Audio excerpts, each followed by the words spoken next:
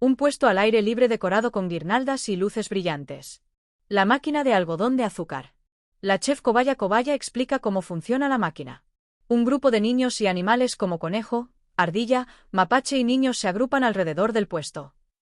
La cobaya comienza a preparar el algodón de azúcar, mostrando cada paso. Presenta la primera porción de algodón de azúcar a los niños. Todos disfrutan del algodón de azúcar y juegan juntos en el puesto. Los niños y animales se despiden de la chef Cobaya, prometiendo regresar. Espero que les haya gustado. Adiós a todos.